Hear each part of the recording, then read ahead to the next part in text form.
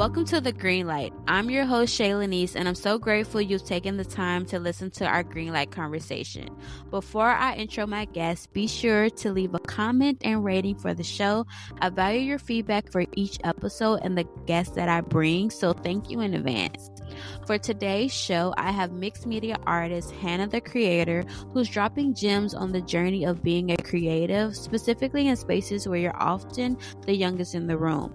Hannah's episode was such an affirming one for me, and I hope that you too feel inspired to find the spaces in your life where you're able to freely express yourself.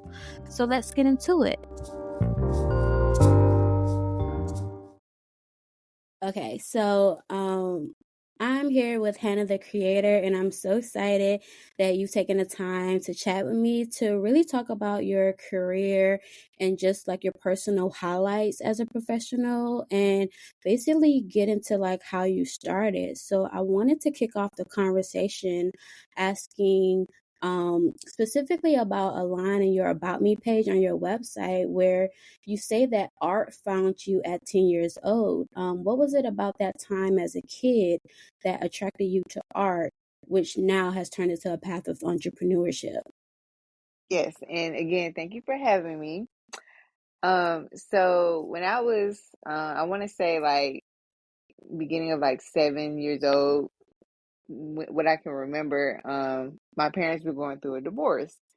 So I needed an outlet to express my feelings because I didn't know what a divorce meant, like why mom and dad aren't together. So really art was my outlet in reading. So I kind of like channeled like all my frustrations, all my dreams of what I wanted to be when I grew up and stuff like that through art.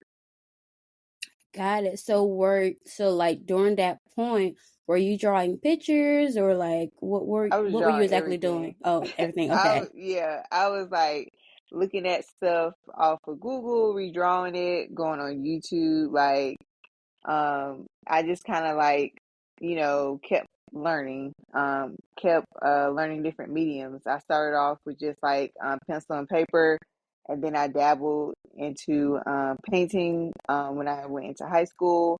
And I did have an art class, but only in middle school. So all through high school, ironically, I never got into art as my elective.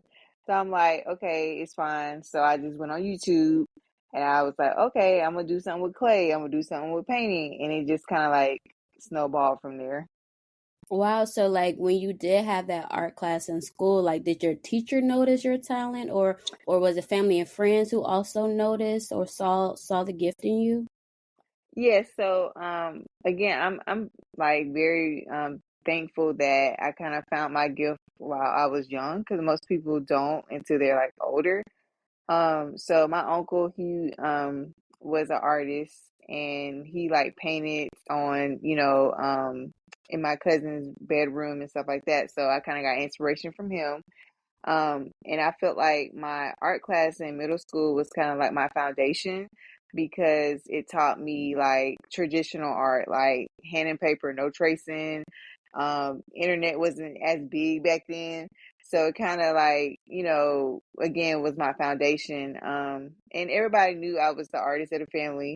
My friends knew. They always come to me like, Hannah, can you make me this? Can you make me that? I'm like, I got you. So yeah, most definitely, my, friends and family picked up on my artistic skills real quick. And it kind of helped me master imposter syndrome too, because I get kind of scared. Well, I used to get scared, like, I don't think they're going to like this. And oh my God, I love it. So that kind of helped me out too. Yeah, so well, when you're in that space of feeling an imposter syndrome, is that how you sometimes feel today or kind of like in your earlier stages of creating art? I will say my earlier stages, I go through like emotions with my art. That's why I like to be like, okay, I'm too close to it, so I see the imperfections. Let me ask like my husband, or let me ask like somebody random that's like not really into art and see they, true feelings about it. So I know, okay, this is great, keep going, or I might need to change it or anything like that. I feel like imposter syndrome is just like I just want to say just something that all artists go through at a certain point of their Yeah. journey, and some can overcome it like 100%. Some of them are like, for me, I haven't overcome it 100%. I still sometimes catch myself like, okay, no, we got it. They love it. Move on. Don't go back. Quit revisiting it. So I just gotta like tell myself like I'm doing great. The client loved the work, so just like keep it pushing. Right, exactly. And I guess it also brings out like the humanness of you as an artist, like to still feel those feelings of like of unsurety, or you're not sure of like if it's landing or if it's the perfect, design. So that's good that, you still feel those type of emotions, especially for like people who may are listening, who are new into like this type of field similar to yours, and may feel like they're alone and feeling that as well. Yes. I wanted to know, like, so I know, like, you really said, like, middle school is where you had, like, that, traditional teaching of, like, learning, the basics of, just art. But did you ever receive, like, a formal education as an artist, or are you just strictly self-taught? I'm strictly self-taught. In high school, I kind of, like I said, I did YouTube and then just finding random stuff in magazines. Like, oh, I could make this out of magazine paper. Cool, let me try it. I was fortunate to have education in graphic design in high school. I went to a career academy. So that kind of like um, helped me on my graphic design journey because, again, I was all about art up until like my 10th grade. That's when I went to the art academy. I mean, not art academy. Um, what's it called? I just said it. Career Uh, academy. That's yeah. it. I went to the career academy. I'm like, oh, they got a graphic design class. It's lit because graphic design and art coincides with each other. So I took it and I'm like, I love it. I love it here. And my me and my graphic teacher was like close, so that helped me even more in knowing what I wanted to do before I even graduated from high school. That's good. So, like, keeping on the same like track of like graphic design, was it a learning curve for you to learn about like this specific style that you were doing? Because like I tried my hand at Adobe and trying to figure out Photoshop is not my best friend at all. I don't know what is it that's like the disconnect in like learning like the technical and all those like points, but like was it a learning curve for you to learn it? Yes and no. The only learning curve for me was transitioning from paper Mm, to computer, and it's still I still catch myself sometimes because on Photoshop and like on a computer you have an undo button, like nothing's yeah. permanent. But with pen and paper, if I'm like have to sketch out and stuff, I'm like, "Where's the undo button?" I'm like, "Oh, I forgot." Right. Erase.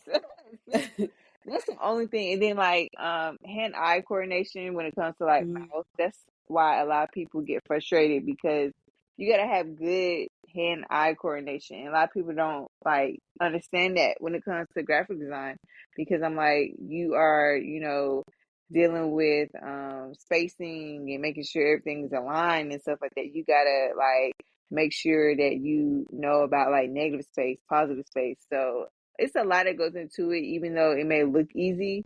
And yeah. because I came from like an art background, I already had that side of it down pat. Now I had to learn the technical side. Like, okay, when it comes to fonts and typography, there's different rules to it. Right. Like, which one do you prefer the most? Like, just sticking back to the basics with drawing on, physical paper, or do you do like the digital part of it now? So, that is a good question, and I battle myself because I feel like I go through like seasons. Like, Mm, I remember, I want to say last year, I did everything on my iPad, digital art. I was real big into it. And now I'm like, I kind of like sketching in my sketchbook, just going back to the mm, basics. It's not like, when it comes to sketching in my sketchbook, I feel more free.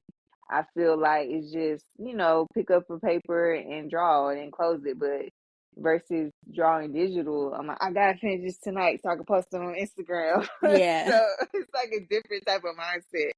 So for me now, I feel like painting and like drawing traditional is like it for me right now. And I might pick up my iPad again and start drawing digital art again. But for now, I'm just like taking it easy.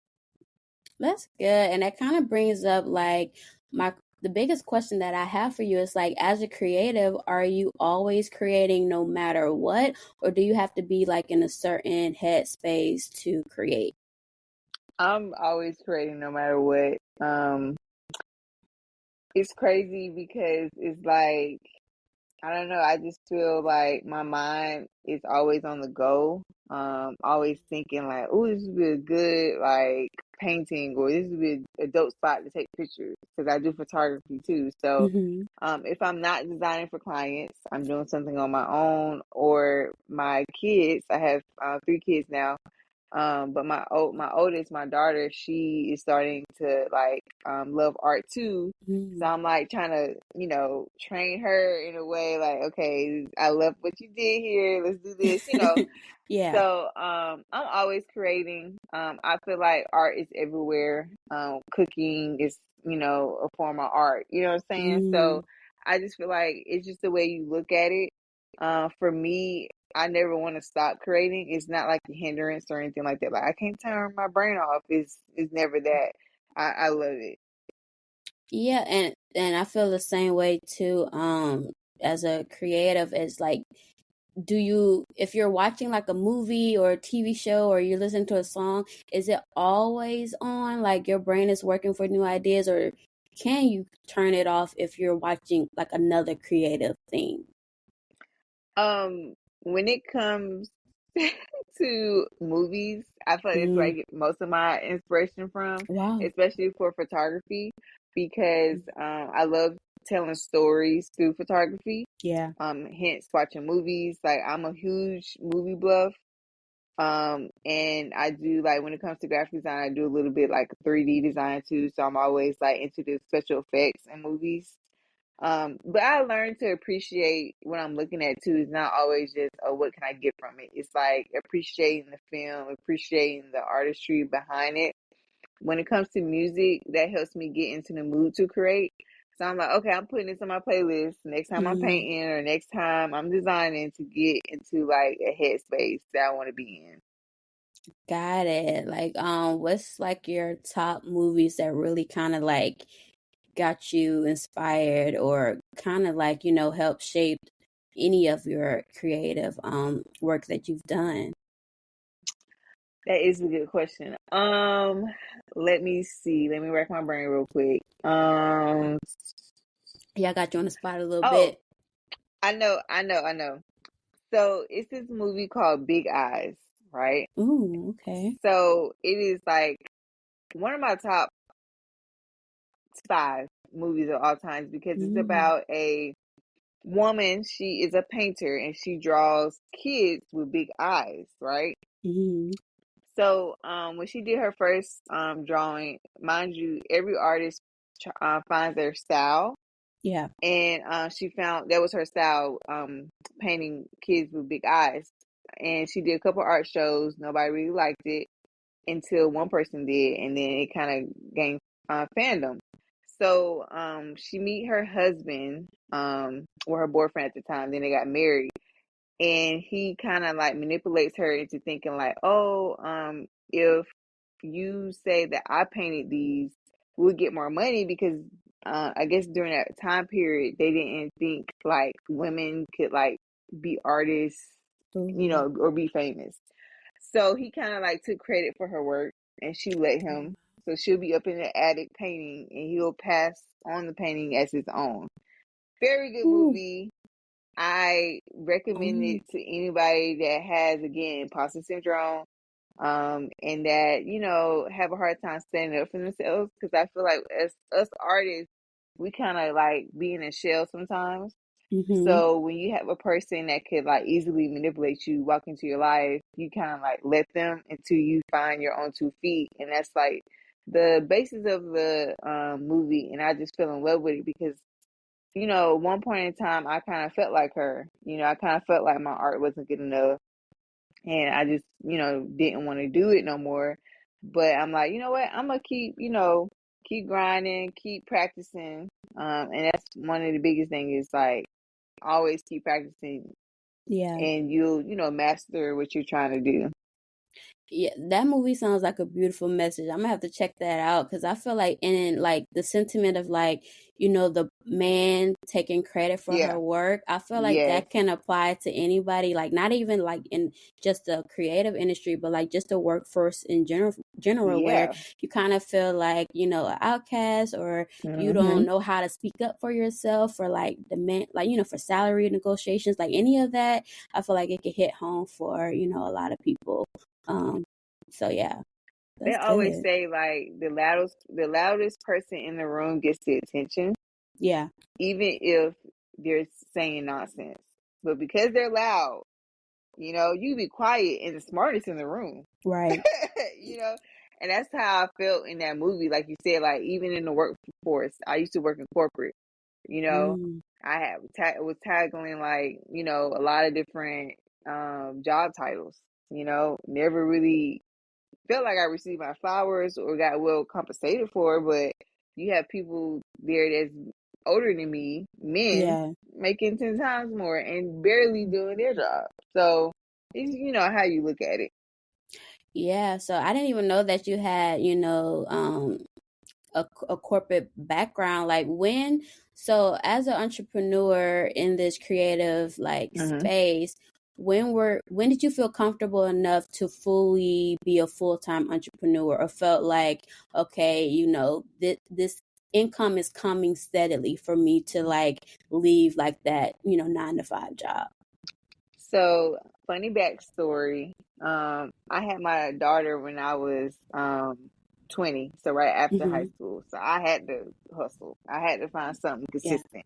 So of course I levitated to like Indeed and other job sites.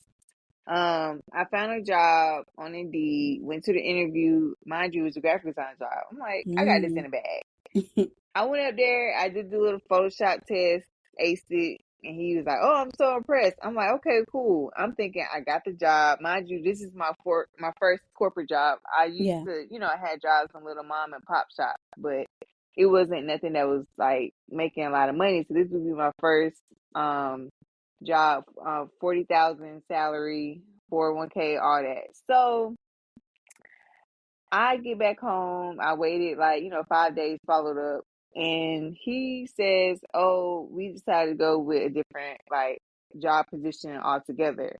Wow. I was super bummed. But I'm like, you know what? Just keep working or whatever. I'll go back on Indeed like 2 weeks later. Why he post the same job position? What? So I was like, let me be petty and apply again. I'm like, ain't no way. So I applied again, and he emailed me back, and he was like, "I remember you." I'm like, "I bet you do," because Exactly. I know I had a great interview, so I got hired, right, Mm. and I kept that job for like 2 years. Okay. I had got pregnant with my second child, my son, and I had a feeling they was gonna like get rid of me, Mm. but I was like, they shouldn't, because I'm pregnant. I've been here for 2 years. I'm a good Yeah. worker. Girl, they let me go on maternity leave. Oh my gosh. This was like 2 months before the pandemic. So I'm freaking out because I just moved to a house. Like I moved from Yeah. my apartment to a house because I got more kids, we got dogs and all that. And I told my husband, we weren't married at the time, but I told my husband, and he was just like, "Oh, you got this." And I was Mm. to him like, "Did you just hear me? Like they let me Right. go." But I kind of was like happy because even though I still had my corporate 9 to 5, I still kept with my side, like my side hustles, like photography. I was doing weddings. I was still had my graphic design clients, so I didn't see it as I'm gonna be good. But every month, like I was bringing in more than what I was like making at the corporate job. So I was very Mm. like surprised. I'm like, okay, I can do this, right? Yeah. And then a year went by, and I'm like, okay, I'm still here. Bills are paid. 2 years go by. I'm like, all right, I got this in the bag. Now, I will say, like, some, months are like kind of scared, like, ooh, I ain't bringing that much. And then some Right. months, I'm like, dang, I'm bringing in double. And that's Yeah. just the life of an entrepreneur. Um, it's just this quote by Mielle Organics. Do you know her? Yes. Yes. Yes. So she said something about like success isn't I'm trying to think of it.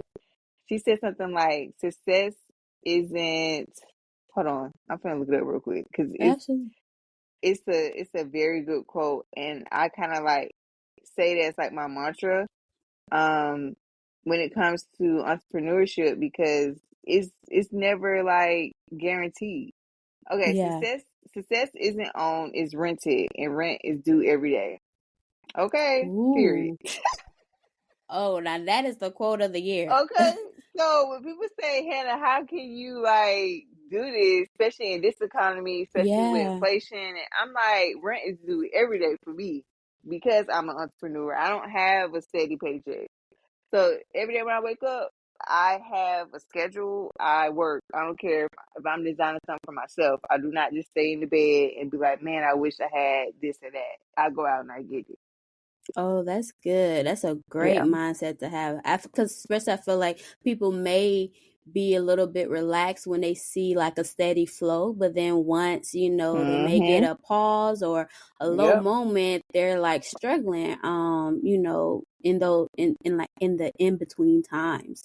During the pandemic, did you have any fears about like, well, where work could come from, because like basically we all shut down, or you were still content and things were coming in for you? I was content, surprisingly, because Mm, like I was freaking out before like, things got shut yeah. down because I just had my son. Um, and I just moved into this big house, and I'm like, how am I for rent now. Right. And my husband just got a new job, so I was like really walking on eggshells, like, please let me find something. But then like I was getting like clients. I was Mm, getting a lot of photography jobs. Product photography kind of skyrocketed during that time too. So I got into product photography. I learned new skills. So the pandemic kind of like blessed me in a way because I was receiving more work and I could mm, do it from my house, which helped even more because I just had a newborn baby. So I was yeah. just like, wow, I'm like fortunate that I, held myself up to a standard instead of just like, oh, I'm not gonna work my side gigs. I'm good with this corporate job. And look how they treated me, even though I've been there for 2 years. Right.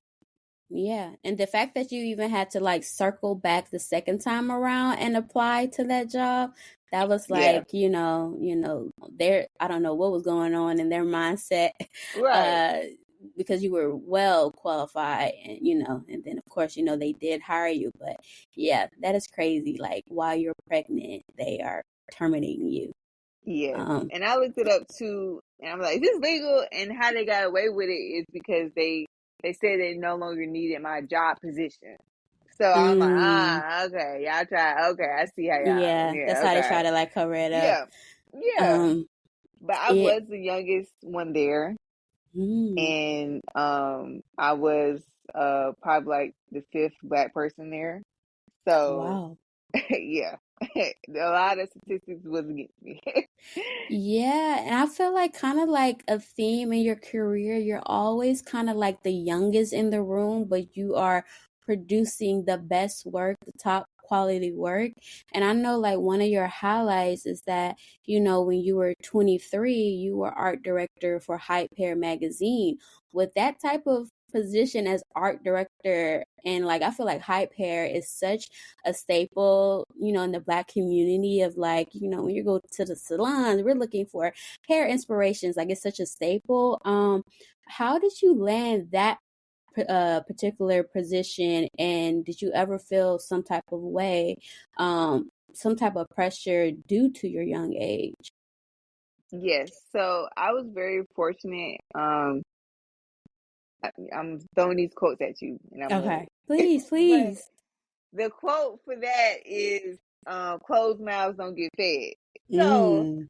while I had my corporate job, which was in the beauty world, that's how I got introduced into like the corporate side of the beauty world. So hair, makeup, right? The CEO of my job at the time bought a share of Hypera. Mm. So I didn't know about it because, that was above my pay grade.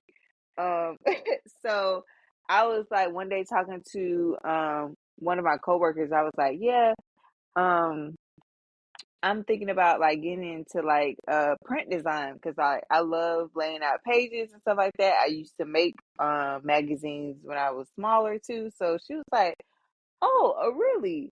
Well, it's funny you say that because our boss is thinking about buying Hyper. Mhm. Would you want to be the art director?" And I'm like, "What?" Whoa. So just saying that and just talking about like what I like to do, what I want to do, opened that door for me to be the art director. Like I was like shocked. I was like, "You not playing with me, right?" She was like, "No, like we can do this." So me and her, we went up to the boss. We was like, "Hey, she could be publisher, and I could be the art director." And we rebranded Hype Hair. We did photo shoots. I learned so much. Being the youngest, it kind of made me take control, Mm. learn how to take control and defend my work because the cover is like the biggest thing on the magazine, Right. right? Because that's what people see on the newsstands and stuff like that. So I had to be like, okay, this is why I did the cover like this. This is the theme of the magazine. This is why the cover is like this.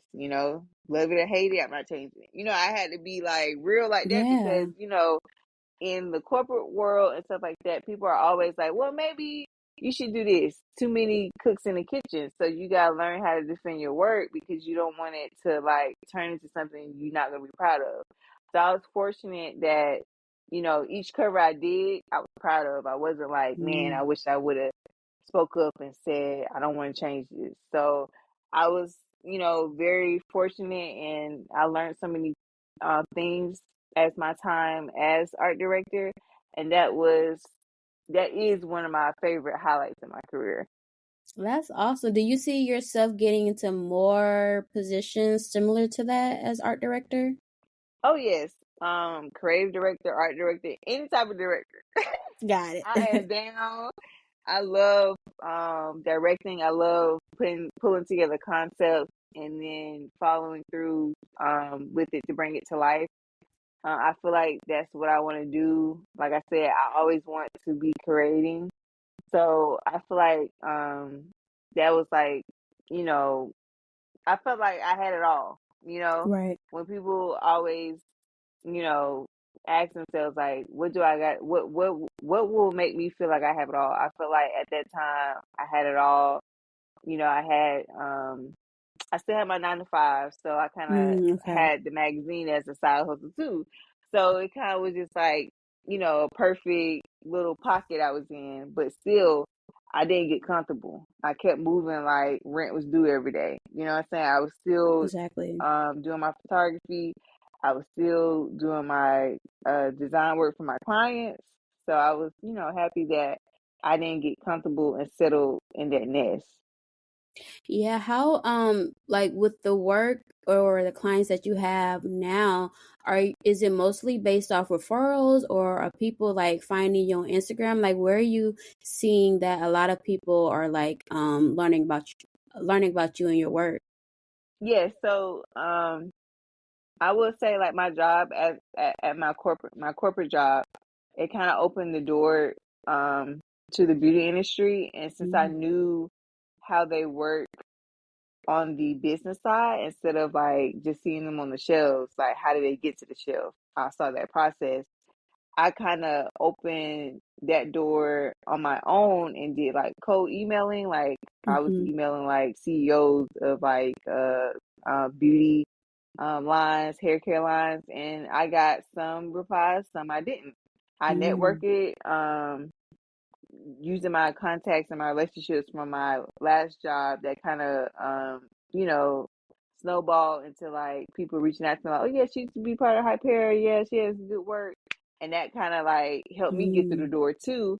So now my clients are mostly beauty clients. Okay. So I just recently did work for TGIN. Who else?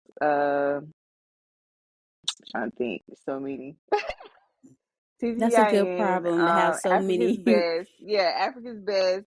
I be on LinkedIn. I be everywhere. Anywhere Wow. that's like professional, like I Hmm. try to post my work. And that's 90% of what people say is like, I seen your work and I love it. You know, like post your work, Yeah. even if you get 0 likes, you probably have 100 people watching you. And that's why I don't really post heavy. Hmm. If I do post, I post work that I'm proud of, not just to get likes, not just to Right. get engagement, but like, here's what I did with such and such. This is what I executed in this project because people are watching. So, yeah. Absolutely. Yeah. That's how I feel like, your social media is kind of like your online resume in a sense where, people Mm-hmm. can have like quick access to like check out your pages, and see what you can produce, versus, just the portfolio or your typical resume that's like in Word doc. Yeah, that's a good point to have.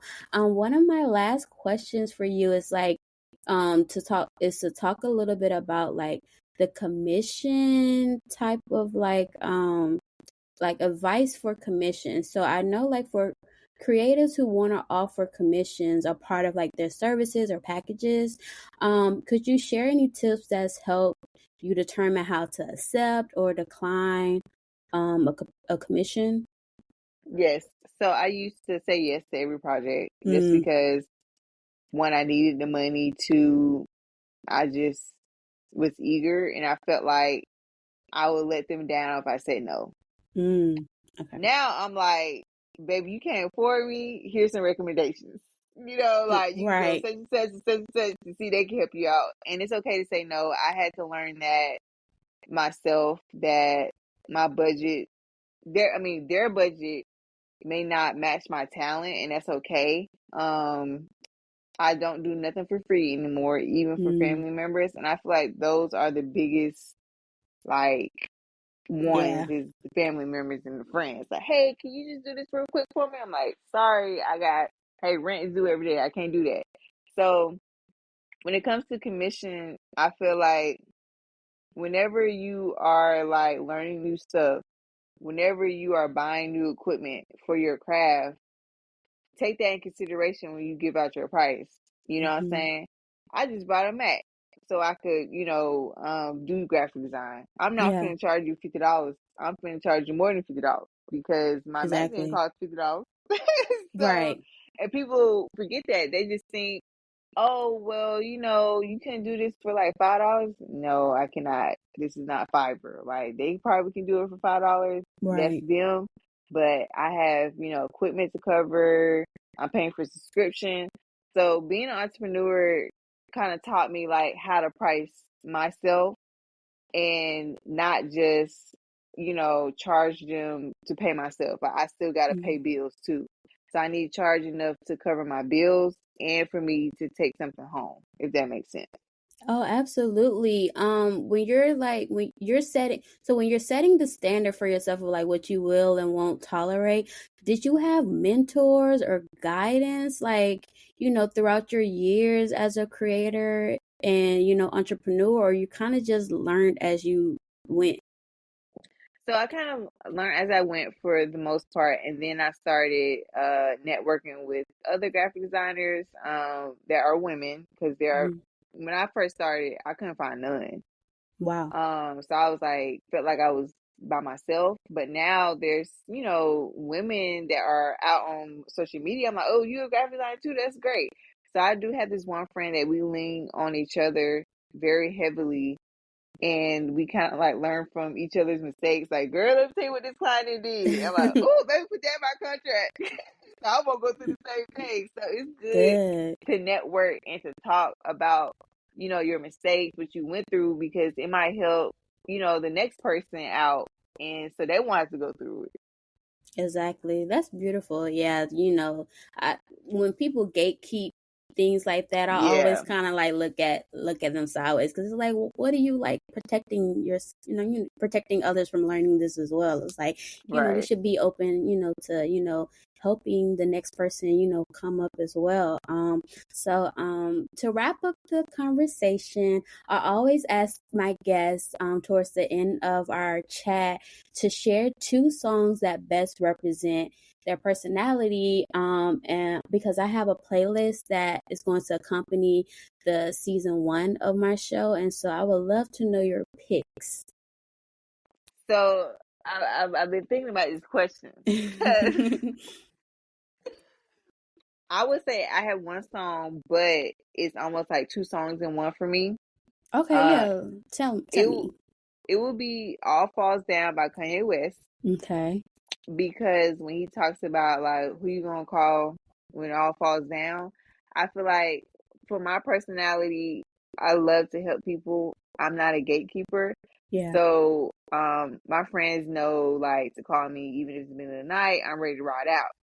Like I've been through situations to where, I almost feel like the mother of my friend group, because at the time I was the first person to have a child. So they always come to me and refer to me as the mother.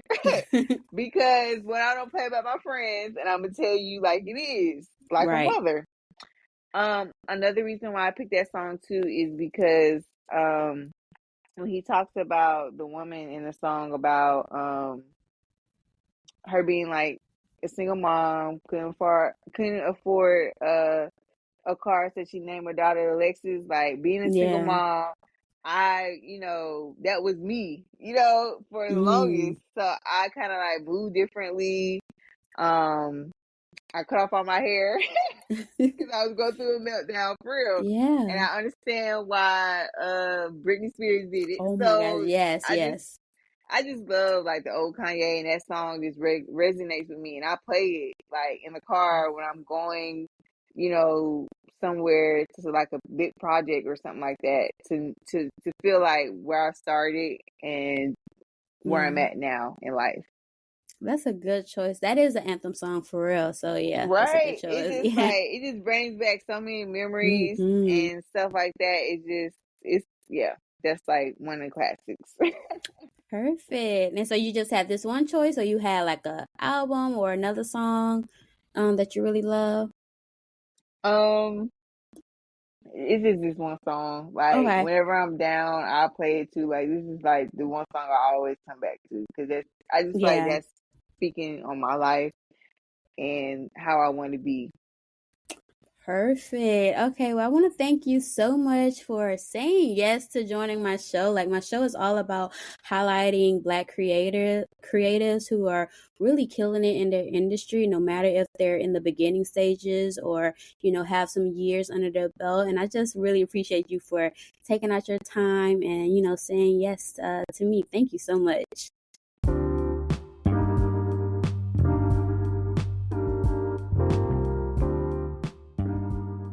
If you love today's guest and our Greenlight Convo, please tell someone, your mama, daddy, cousin, sister, brother, auntie, uncle, about the show, and be on the lookout for the next episode.